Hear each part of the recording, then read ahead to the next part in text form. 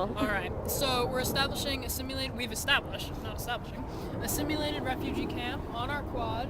We're going to be living here for 5 days and 4 nights until Friday afternoon. And the reason we're doing this is twofold. One is that we're hoping to raise awareness and ultimately raise peaceful action locally. Let's wait for the plane to cross.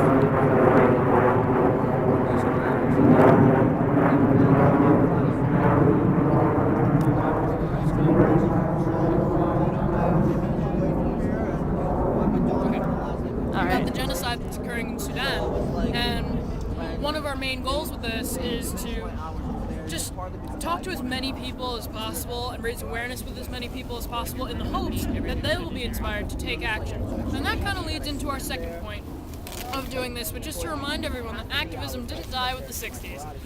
And so we're just trying to establish the fact that students, whether their goal is, for animal rights, environmentalism, domestic violence, whatever it may be, they can really take a lot of actions that will make change.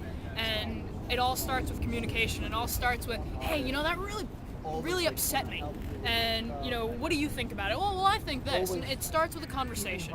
This entire organization that we're working with, STAND, it's an International Student Anti-Genocide Coalition, and it all started with a few friends at the lunch table at Brown saying, oh crap, there's a bad situation in Darfur, what do we do about it? And they did this, and they created STAND, and now it's international, and we have 700 chapters in the United States, high school, college. So really, ultimately, our message is genocide in Sudan has to stop, genocide everywhere has to stop, and not only that, but anything that you don't like, all you have to do is communicate to your friends, propose solutions with each other, and take action about it, because everyone is empowered to do so. So I'll just continue asking you a few questions. How many of you are, committed to this effort the next few days or the rest of the week? About a dozen of us are sleeping out consistently for the 4 nights. We have, I'd say about 5 people sleeping out 1 or 2 nights. We have a couple people sleeping out for 3. So we have a good number. Like I said, about a dozen every single night.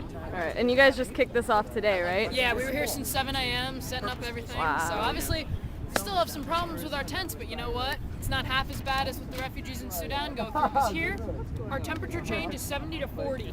There, the temperature change is like 120 to negative 20. Right. So we're dealing with nothing. I think other good questions. How many people have come up to you today to ask about this? A lot. A lot. I've really lost count. Before the event, we had a lot of people rushing to finals, and then we'd notice on their way out of finals, they'd drizzle by and ask, what's going on. A lot of people have come by asking if we need anything, realizing that, well, if we're pitching tents like this, maybe we're not having food, things like this, so do we need food? All the food you see here was donated to us by an Afghani restaurant locally. They sponsored an event about Afghanistan a few weeks ago at Queens College, and so we were able to connect with them, and this is all donated completely